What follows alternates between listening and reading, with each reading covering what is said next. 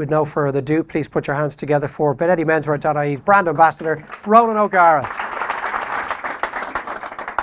Rog, good evening. Yeah. Hello.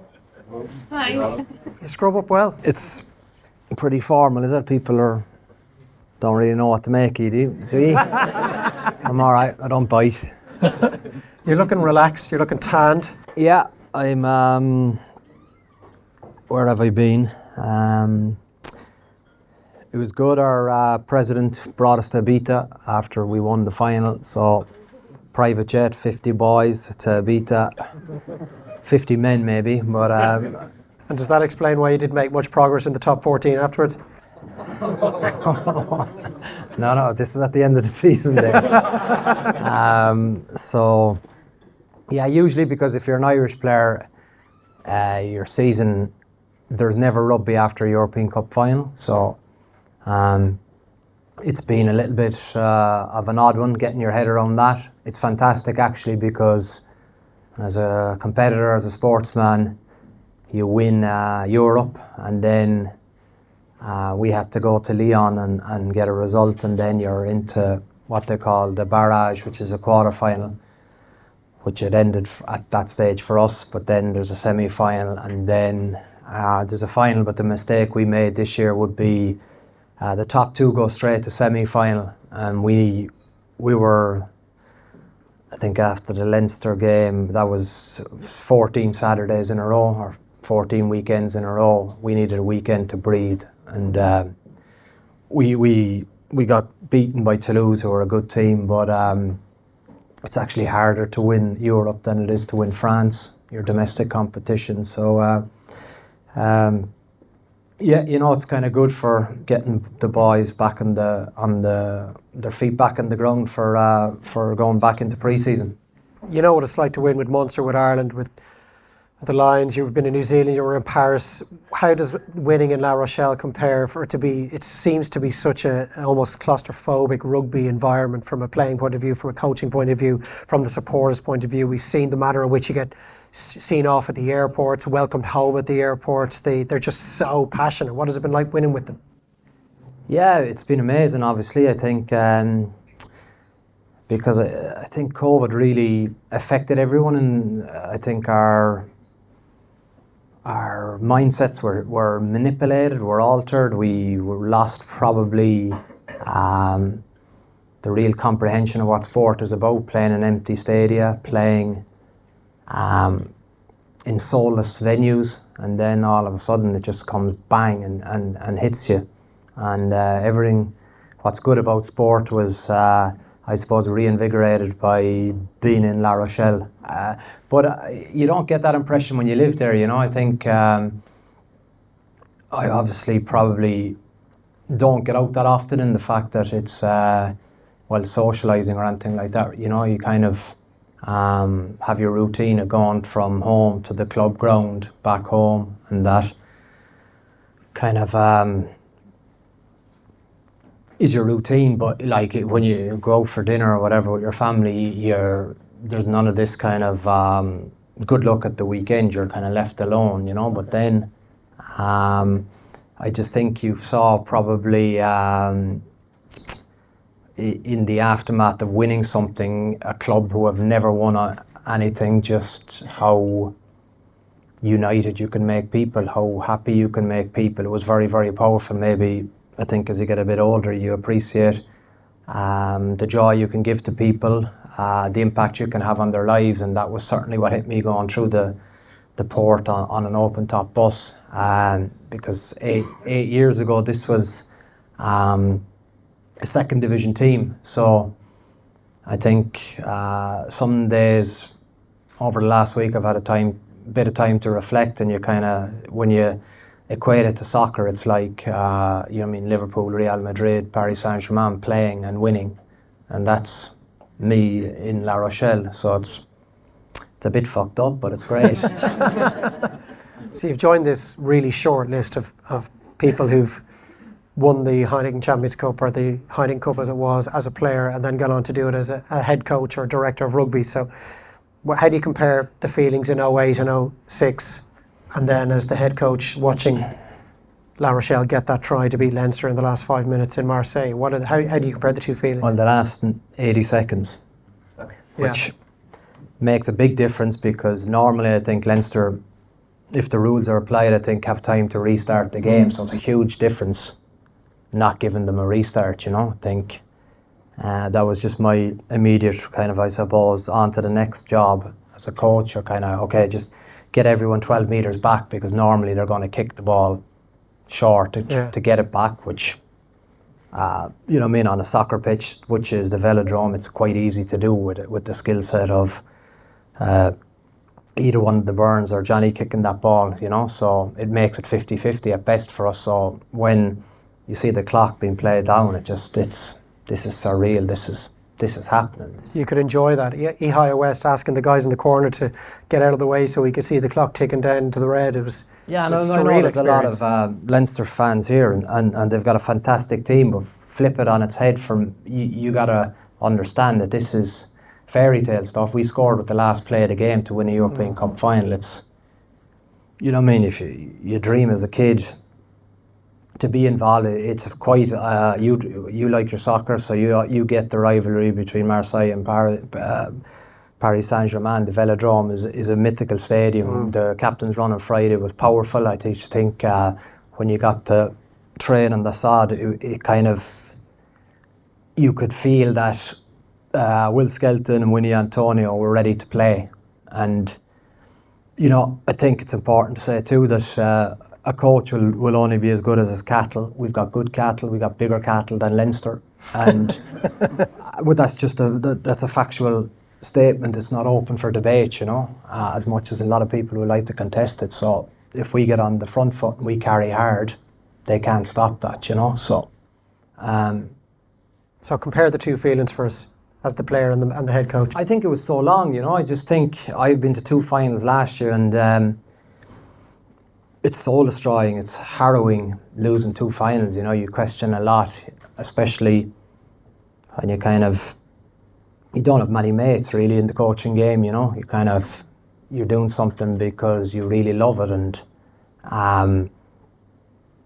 it's lonely, it's isolating, it's difficult at times, but you know, I think it's very important for me to say the 5 minutes after the final whistle in Marseille, just I think copper fastened exactly why I'm in sport. It was so powerful. I think my 2 brothers were there,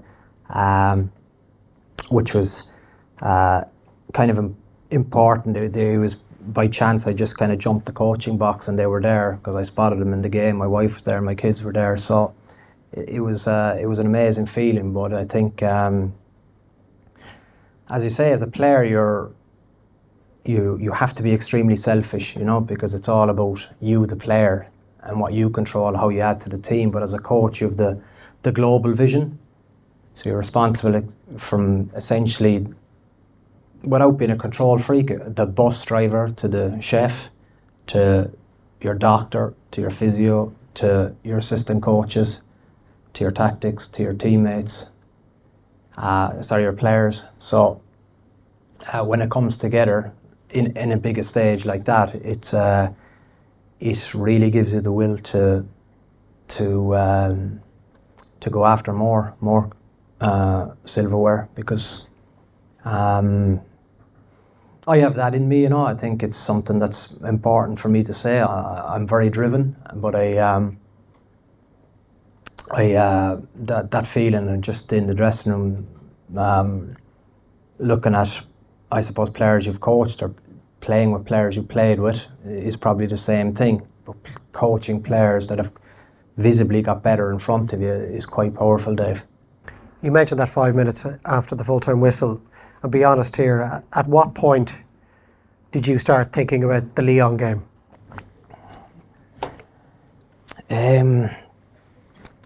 So I had a plan in terms of if we lost the final, we were back on Wednesday. If we won the final, we were back on Thursday. So it was an all-nighter, Saturday night, Sunday on the piss, Monday on the piss, Tuesday on the piss. But I think that's important. That's why we play, you know. I think that's where you create bonds. I think that's where real friendships are established. It's not really on the pitch. Sometimes it's singing songs, other times it's gone. Some guy, for whatever reason, will have the courage to say something that maybe he doesn't feel comfortable saying without a few pints in him. French are different, Georgians are different, Fijians are different, so you got to respect what they do. Those boys drink kava, which is a traditional Fijian drink, you know, so everyone has, I suppose, their own. They all know that the Irish are crazy and they like a drink, and but the French are happy to sip and keep in control, while Donnacha Ryan likes a good whiskey. So everyone, I suppose, reacts differently to it, but I was saying to you outside that it's very, very different feeling playing a final and winning a final. I think that's a huge learning for me, just what's involved in getting over the line as opposed to playing on the pitch. It's poles apart, you know, so it's a good learning for me, and it'll be something that I'll take with me we need to start faster this season, you know. You're a studier of the game, and you're so up on your rugby history, and it's something I broached during the build-up when I was discussing the final with somebody, that if you were to lose, say, a third final in a 12-month spell, quickly the parallels with Clermont start being made. Are they the next Clermont, where they played the guts of 10 finals and they end up winning only, I think, one of them, top 14, won a Challenge Cup final as well? Was that ever in the back of your mind, that if we lose a third final here, the next one is just going to be almost impossible to win, that we are venturing into loser territory, into Clermont Auvergne territory, and having this hanging around us the whole time? Yeah, well, that's the good thing about France. They'll say it to your face, while in Ireland they say it behind your back, you know. So it's okay. I was aware of that, but I suppose from my point of view, it was, you know, you try and understand what you're dealing with. So for me, it was my first final as the boss, you know. So for me, I think that's not washing my hands with what happened the year previously, but it's different. So I was saying that, you know, I got confidence from the fact that I know we're going to win, but I can't guarantee it's going to be this year. And I think that's important, that you have a very consistent message throughout the year, so that when it comes, they're not surprised. You know what I mean? So why wouldn't we go a score ahead or 2 scores? But what happens if we go a score behind or 2 scores behind? What's our plan for that? So you have to be, I suppose, engaging in positive language with them throughout the year. And I'm always convinced to them that if you keep banging at the door will knock someday. So we use that expression every time in French with them, and they take the piss out of me for saying it, but like it's registering with them. So you need to have consistent messages for them, because I remember as a player too, the first final is always the hardest one to win, and now hopefully they'll fall, because they've got a taste for what winning is like, what a winning dressing was like, that feeling, that it becomes very addictive. So pre-season will be important, that it's better than last season, because I enjoyed when I was in the Crusaders, we had a saying, you get better or get beaten. So it's very simple. There's no hard luck stories, and you say that to them throughout the year. There's no hard luck stories in any sport, if you ask me, in the fact that the best players want to play with the best players. There's opportunity. People on TV see the 80 minutes. I see 80 minutes on a Monday, on a Tuesday, on a Thursday, and a Friday. So I remember coming into Munster, and I was looking up from upstairs in UL down on the pitch, and I was there, who's that and who's that? It was Dennis Leamy, it was Keith Earls. I was there, get them fucking training with us. And you know, I suppose it's the same in anything. It's easy to see the quality, you know, but what needs to last is the drive. What question did you ask me? Sorry. I can't remember any questions. Clermont, was it? Sorry. It's going to be that kind of a chat. No one really remembers what you were asked, but I don't think any of us are going to have a problem with that. Do you think you're looked upon differently now in the game? That your first gig as head coach, you've now got your first win? Yeah, I would do. I think that's important too, because people here or business people or whatever they do, it's sometimes perception isn't reality and sometimes perception is reality. But for me, I suppose I'm not really too bothered by what people think of me in that regard, but the fact that you win, you be seen in a different light, and it's very, very difficult to win, but it's, I suppose, from my point of view, it crystallizes a lot of what I wanted to do and why I went the coaching route, and I wouldn't have dreamt that I would have got anywhere near the emotion I got out of it. Very, very powerful, very, very pleasing to, I suppose, to see. I say it to them, rugby gave me everything, gave me so many great moments. I want you boys to do that, because they want to be they need to be playing test games as well, not just winning for La Rochelle. They need to be playing for France. They need to be playing for. We've got 2 boys who are good enough to play for South Africa. We've got Will Skelton, who's capable of being a star in the game, but he just needs to put it all together. And then there's other guys that are trying to break in and get a taste of top 14 rugby. So everyone's, I suppose, dilemma is different, but I think it's really, really interesting or really fulfilling having, I suppose, 40 people eating out of your hand, and you consider that in France where, they wouldn't have much loyalty or respect or interest in their coach, but I think we've turned that around in our club, and we enjoy each other's company. There's none. Before it was like, so in the canteen you kind of have staff table, players table. What's wrong with me sitting down with the players and having a bite to eat? I just don't get that. So everyone is treated the same, and I think that's important. We're getting towards the end of a World Cup cycle. We're just over 12 months out. And once things have been concluded in France in the autumn of next year, there are going to be an awful lot of very big jobs coming up internationally, club-wise, in France, England. Now, you probably don't think about these things, and I know you feel there's a body of work still to be done in La Rochelle, but I think everyone in this room would probably agree, and anyone who is into the rugby, that you could probably have your pick of any job in the world at this point. Oh, that's a bit of an exaggeration. Well, it's not really a question for you to answer, it's more our opinion. But I think about that, obviously. But, I think people struggle, all right, because maybe my response to that and the fact that I'm a professional coach. The question is, do you want the England job or not? I think I could win a World Cup with England, yeah.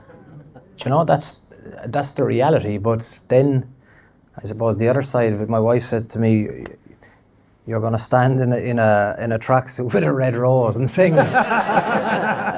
So it's all well and good thinking tactically, but you never forget your history either, But it leads to the next question, in the fact that everyone is happy for an Englishman to coach Ireland, but if it's looked the other way, it's like, oh, how would he do that,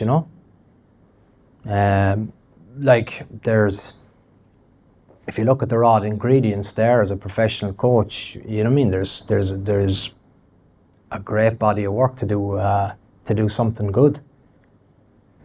The French they wouldn't let a Paddy coach the French. That just won't happen. Well, a Paddy who's done it with 2 French clubs in the past might be treated a bit differently. Yeah, exactly. But it's it's the same as everything. The world, the game is changing, Dave, and it's changing rapidly. And I think people want results now. So if they want results, you can be sure that my coaching team may enter the debate, but it's becoming like soccer, I think there's so many parts of the game that I have a little idea on, which is a big thing to say, but you look at I suppose, how we start the game, you know. So you start the game with either a line out or a scrum or a kick-off reception or kick-off for you. So obviously the scrum is easy. I understand, how you play it with the ball from the scrum. The line out I just don't get, and I'm still trying to figure it out. I just do not. How complicated it is to win the fucking ball. I'm just there, you know, I spend 5 hours every week with Danica, and I don't care where you just win the ball. Why do you need to understand it?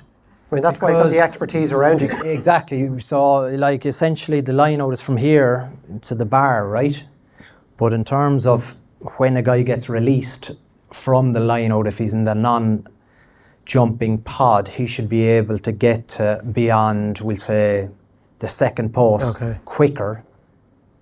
You know, ideally, if you're there, Dave, you're going to get there quicker than the guy is there. But like, fuck, we're talking about a second, are we here, you know? So in order for you to know what you want to do with the ball post line out, you need to understand what's going on before that. There's obviously people can play the game differently, but I'm getting quite tactical here now, so stay with me for a second. You can either kind of go one forward wide and 3 people playing off 9 or 10, then 2 people playing off 12 or 13, and then 2 people playing off 15 or 11.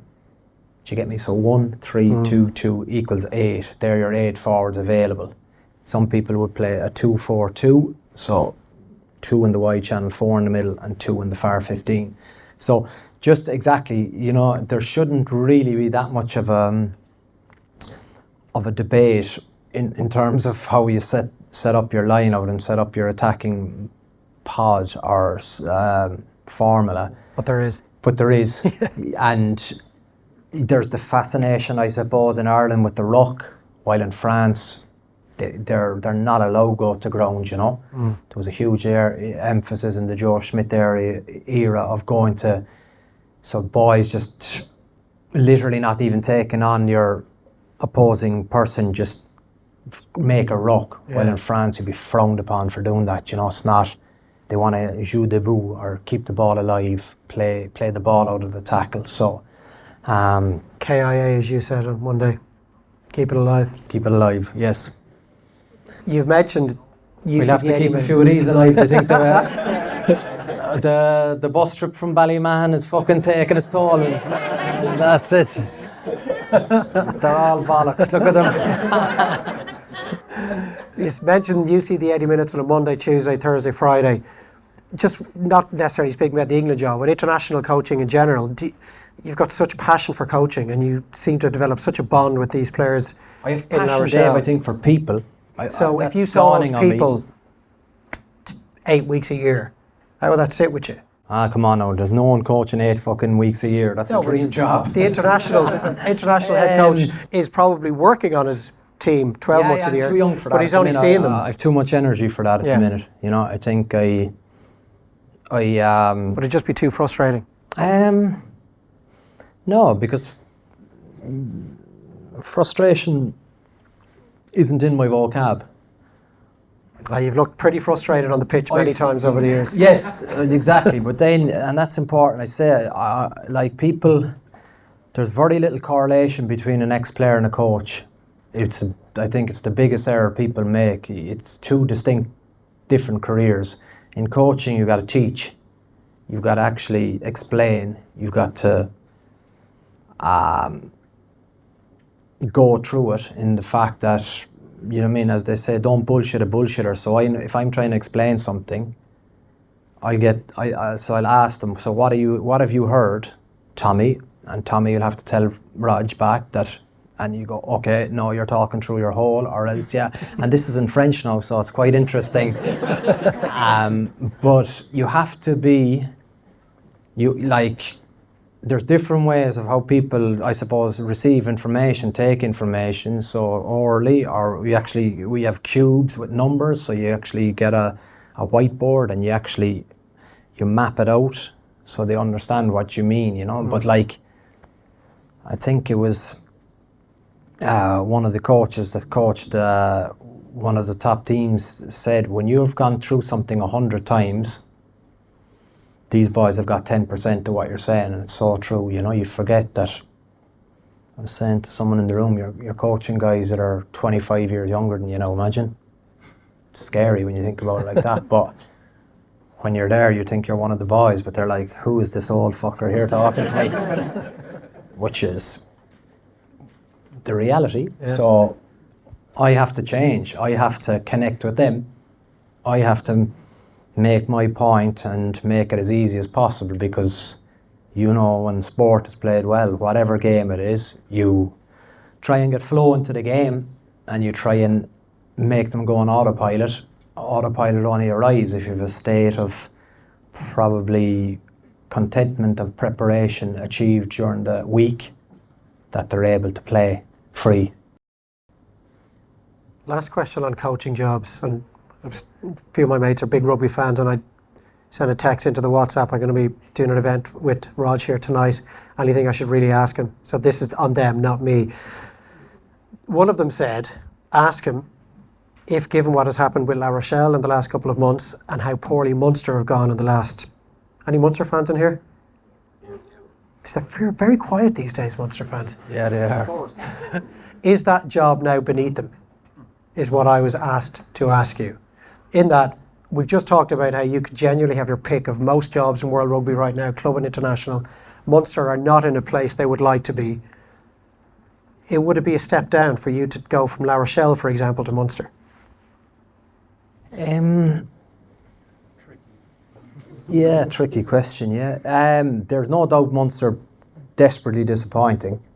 But I have special memories of that place as a player. I think it could come back very quickly if you were to get the right coaching team to go there. But for the first 2 years as an ex-player, all I ever wanted to do was coach Munster, and then you get out and you travel the world, you see it very differently, Dave.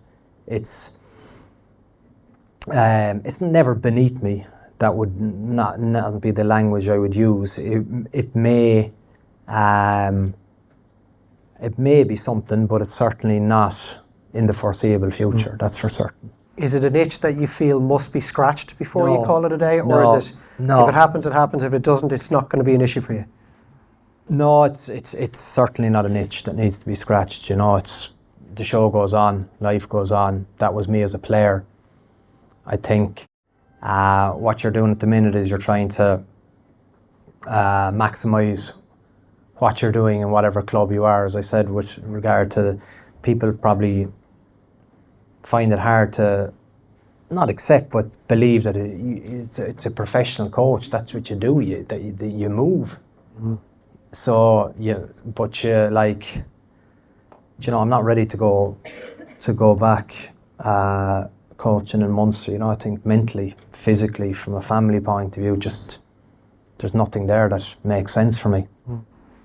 You mentioned how the coaching game in rugby is becoming more and more akin to the environment that soccer coaches and managers find themselves in, and how quickly things can turn. Do you fear the sack? No, I don't, because I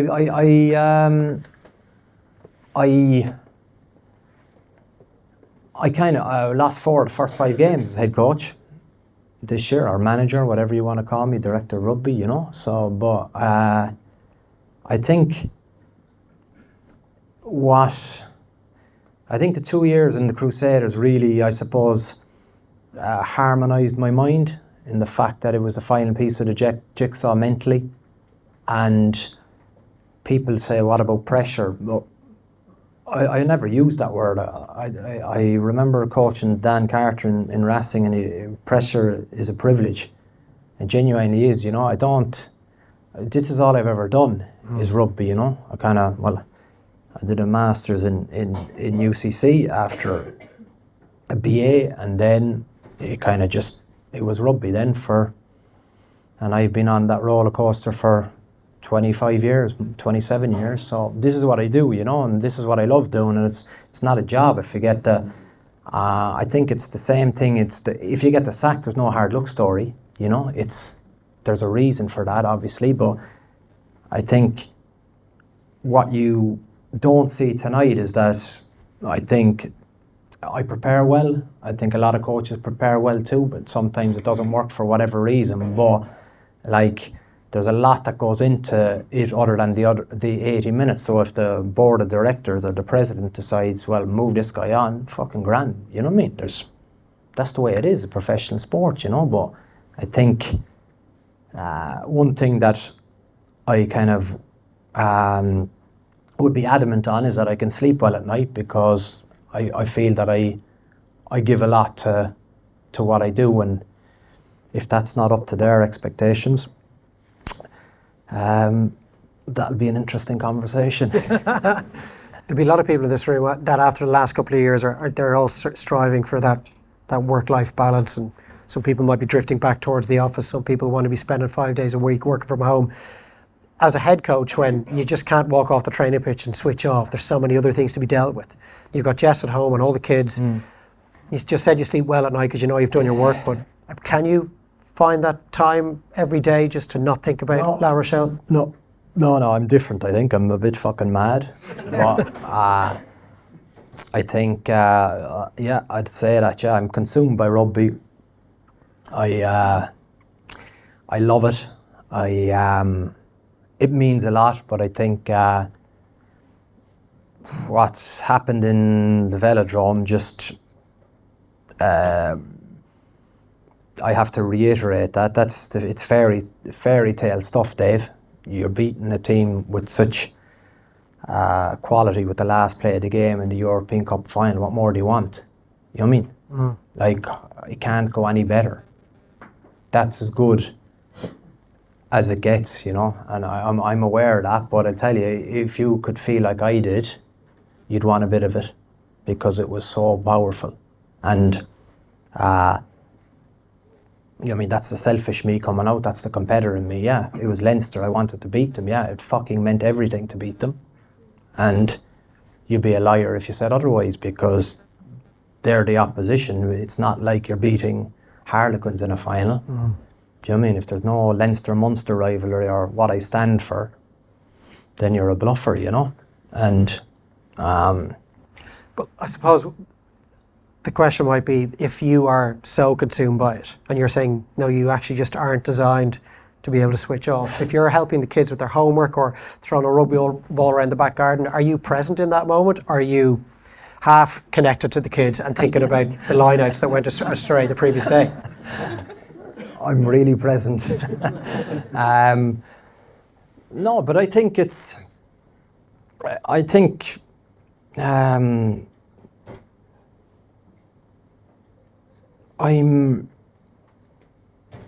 what am I trying to say? I'm trying to say that I'm consumed by it in a positive way. Like, I don't come home angry, or I don't come home frustrated. I come home pretty tired some days, but do you know what I mean? The other side of it too is I have 4 boys, 1 girl. They're into rugby. They like talking about rugby, but there comes a time where we talk about other stuff as well, you know. Like what? What do you talk about? Schoolwork, homework, pony, 2 dogs, all normal stuff, you know. But it's I think it was like, there was days, I suppose, as an assistant coach, where you'd be more frustrated. I think when you're probably the boss or in charge, I think it sits a little bit easier, because essentially I'm the one guy who can implement the change. While if you're the assistant, for respect to your boss, you gotta be. It's a slower process, but that's not to say it can get done. It can't get done. It can get done, but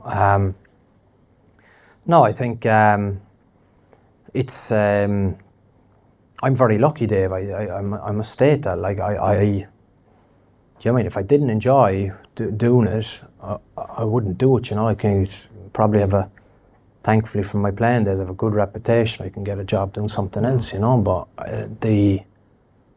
I didn't probably appreciate how much of a deep feeling I'd get for coaching, because you're seeing a lot of guys that you invest in get better in front of your eyes. That's powerful. Yeah, I mean, a coach job number one is to get the absolute best out of the resources available to you and improve each player as an individual and as a player. So if you do that, we get the impression in here that that's nothing fulfills you more than that. Yeah, I think, and that can be from a 19-year-old to a 37-year-old. Guys in the club are playing their best rugby, and that's important, you know. I think then they're kind of going, well, their next question is, well, why the fuck aren't you picking me? So I had that with the club captain, you know, a bit of a legend in the game, but he shouldn't start because he's not good enough to start, but he's still really knocking on the door, you know. But you need that because it's, from our time, if it was definitely, you hope to start with the best 15 and finish with the best 15. Now it's a 23-man game. You got to be smart how you use it. And I think that's something I put a big emphasis on. I call them the deciders, you know, the guys who finish. So essentially, you know, every game you've 8 guys, more than half the team, who are going to influence this game. So how you use them, and in the top 14 it's really interesting. You're allowed 14 kind of tactical changes, so you can kind of bring guys on and off. So with your front row and your front 5, you could really kind of have to have your homework done in terms of kind of, you know what I mean, who's replacing who and why. But that can change with an injury, but you have to have the foresight to see that as well. So it's 23 every week that are ready to go. In France we had, I think 34 games this year, 32, so that's 66 games, a lot of rugby, so there's opportunities for everyone. So it's about, I suppose, explaining to them, yeah, I'm going to use you this week, but probably not next week. And then I call them a booster week or a booster a couple of days that they either go to the gym or they got a rub or whatever just to feel good, you know. But it's really, really comes down to individual managing to get the best out of the team. So I'm going to change tack slightly just for a minute. If you could have one moment back from your playing career to relive it again, because it was just so incredible for you, and if you could have one moment back to go through it again because you've got such regrets around it. So 2 questions. Go with the positive one first. What would it be?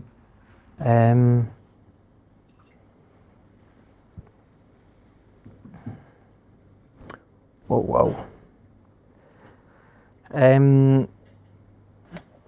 It would be, I'd say, the drop goal in Cardiff. That for me is a standout moment,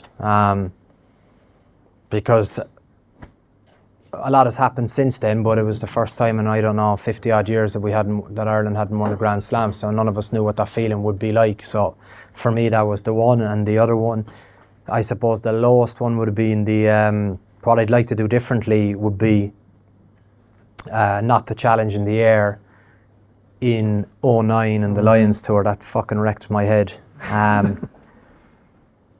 I still back myself to go for the win, and the fact that it never entered my head to kick the ball out. I don't understand what a drawn series would do, but I didn't time my jump well. But Tommy Bowe didn't chase the ball for me either, which usually should happen in that situation, you know. But it's my responsibility, it's my fault. Because if it was Paul O'Connell was the captain, he'd created a fantastic bond on that tour. He was so united, and he was getting it a bit both barrels from the British press. But we were very united as a playing group. It would have been fantastic to produce on the pitch, but these are the small margins that define success and failure, and that was a huge, harrowing failure, but such is life. So what of a 15 or 16 year professional career? When I ask you that question, that's the one moment that springs to mind. So before I just asked you that question, when would the last time have been that moment entered your head? Here's your mic. I mean, do you carry these things around with you all of the time, or have you not thought about that for a decade until I asked you? I know, you'd be aware of it all the time because it's you, yeah. Because it's, anytime you see a Lions jersey, that's the first thing that comes into your head, yeah, because it's, otherwise you'd be lying, you know.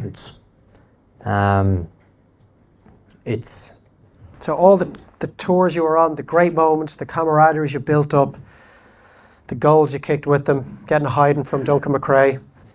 But that's Is that number 2 on your Lions memory list?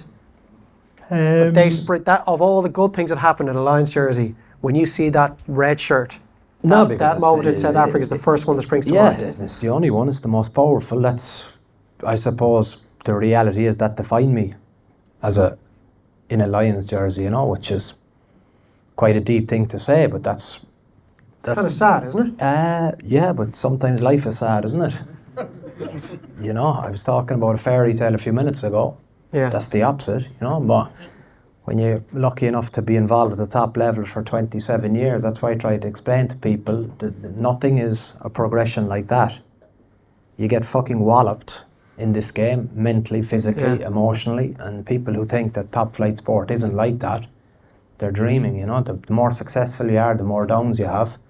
I've had huge disappointments, but flipped with that, I've had massive highs, and I wouldn't swap any of them for anything, you know. I think that's why I'm very, very grateful. You know, the higher you go, the less oxygen there is, and you get huge disappointments. Last year, losing top 14 final, losing a Champions Cup final, that's just not okay to get on with after 2 or 3 days, Dave. You know, you've your life, everyone else here is their life, but that's my life. That's what I stand for. That's what I do. But like, you don't fucking feel good losing 2 finals, believe me. Well, it's just been amazing chatting to you for this long, and thank you so much for being as honest and as open as you were. Ladies and gentlemen, the brilliant Ronan O'Gara.